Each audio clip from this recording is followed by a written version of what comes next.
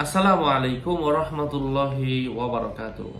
প্যারা হাজিরিন, দোস্ত বুজুর্গ, আজকের এই ভিডিওতে আমরা আলোচনা করব স্বপ্নে প্রাসাদ দেখলে কি হয়। আল্লামা ইমাম ইবনে সিরিনের কিতাব থেকে। স্বপ্নে প্রাসাদ দেখা এটা ফাসেক বা গুনাহগারদের জন্য কারাগার বা ধন সম্পদ সংকীর্ণতার প্রতি ইঙ্গিত করে এবং নেককার ও পরহেজগার ব্যক্তিদের জন্য মান সম্মান বৃদ্ধি বা পাওনা আদায় করার প্রতি ইঙ্গিত করে থাকে।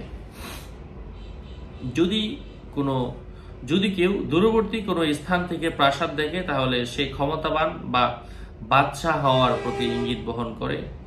যদি কেউ কোনো প্রাসাদে প্রবেশ করতে দেখে, তাহলে এর তাবির হলো সে কোনো ক্ষমতাবান বাদশার সাথে সাক্ষাৎ করবে এবং তার আচার আচরণ সুন্দর হওয়া ও উত্তম কিছু অর্জন হওয়ার প্রতি ইঙ্গিত করে থাকে।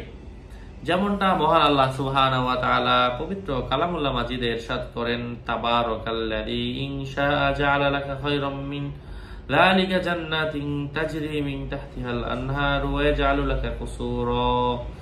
অর্থ, কল্যাণময় তিনি, যিনি ইচ্ছা করলে আপনাকে তদপেক্ষা উত্তম বস্তু দিতে পারেন এমন বাগবাগিচা যার তলদেশ দিয়ে নদী প্রবাহিত হয়, এবং দিতে পারেন আপনাকে প্রাসাদ সমূহ। সূরাত আল ফুরকান আয়াত নাম্বার 10। যদি কেউ নিজের প্রাসাদে নিজেকে দণ্ডায়মান দেখে, তাহলে এর তাবির হলো সে উঁচু মর্যাদাবান ক্ষমতার অধিকারী হবে। আর যদি প্রাসাদে অন্যান্য দণ্ডায়মান দেখে,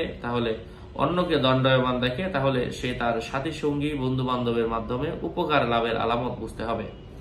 আশা করছি বুঝতে পেরেছেন। আরো আপডেট পেতে আমার সাথেই থাকবেন। সুস্থ থাকবেন, ভালো থাকবেন। আসসালামু আলাইকুম ওয়া রাহমাতুল্লাহি ওয়া বারাকাতুহু।